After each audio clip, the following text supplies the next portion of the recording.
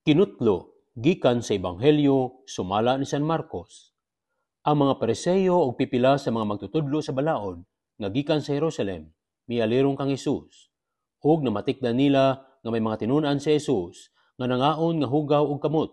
Sa ato pa, wala sila makapanghunaw sumala sa paagi nga gitudlo sa mga Pariseo, nga buhaton sa mga tao. Kaya mga Hudeyo gud, labi na ang mga Pariseo, nagtuman man sa mga gitudlo sila mga katigulangan. Dili sila mukaon, kundili una sila makapanghunaw sa hustong paagi, o mukaon bisan unsa, inigabot nila gikan sa merkado, gawas kung mga panghugas una sila.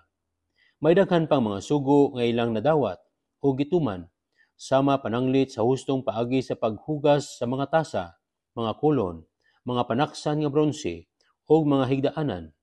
Busa nang utana kang Hesus sa mga Pariseo o ang mga magtutudlo sa balaod. Ngano ba nga ang imong mga tinunan, wala man magtuman sa mga sugo nga gibilin sa ato mga katigulangan? Nangaon hinuon sila nga hugaw ug kamot. Si Jesus mitubag kanila, mangatig pa karon ingnon, wala gayud masayop sa Isaías sa iyang gipanagna may tungod kaninyo, sumala sa nahisulat. Kining mga tawhana nagpasidungog kanako sa pulong lamang, apan ang ilang kasing-kasing halayo kanako.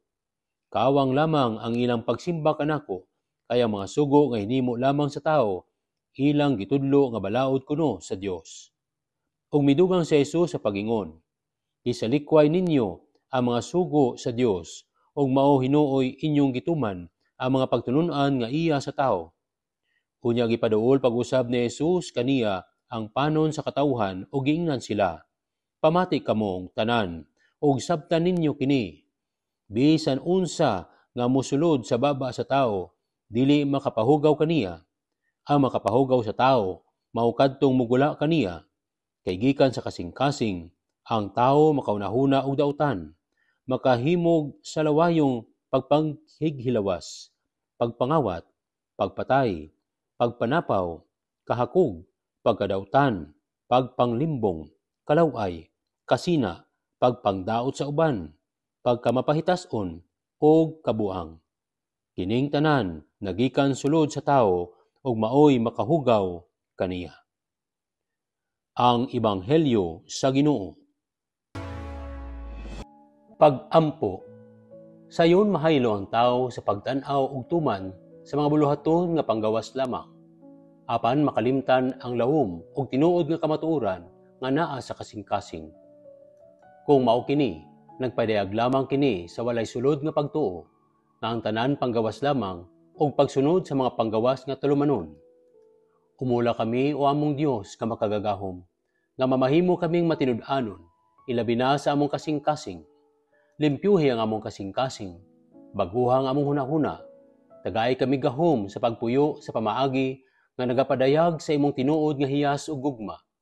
Hinluoy kami, aron mahaom kami sa imong gugma ug kamatuoran.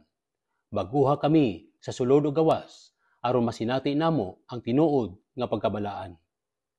Amen.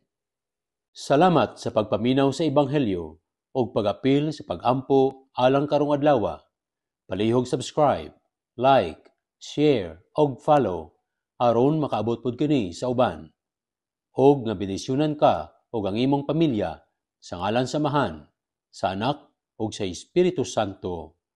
Amen.